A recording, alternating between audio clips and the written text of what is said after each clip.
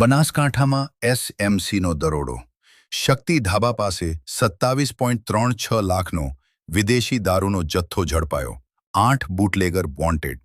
બનાસકાંઠા જિલ્લામાં મહેસાણા પાલનપુર હાઈવે પર એસએમસી દ્વારા પ્રોહિબિશન હેઠળ મોટી કાર્યવાહી કરવામાં આવી હતી.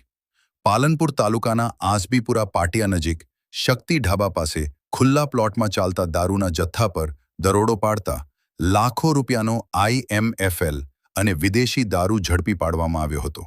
એસએમસી દ્વારા તારીખ 26 મે 2026ના રોજ હાથ ધરાયેલી રનિંગ રેડ દરમિયાન કુલ 4032 બોટલ IMFL અને ઇમ્પોર્ટેડ ફોરેન લિકર કબજે કરવામાં આવી હતી, જેની કિંમત અંદાજે 12.26 લાખ રૂપિયા થાય છે.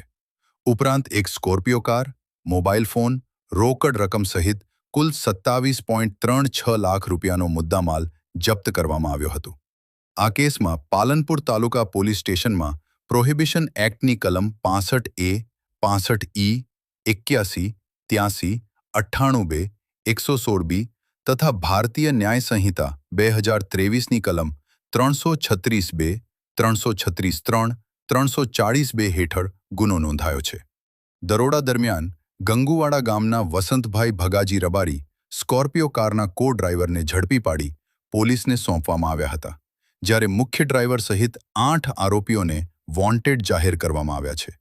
પોલીસ તપાસ મુજબ દારૂનો જથ્થો રાજસ્થાન અને દાંતીવાડા કનેક્શનથી ગુજરાતમાં ઘુસાડવામાં આવતો હતો.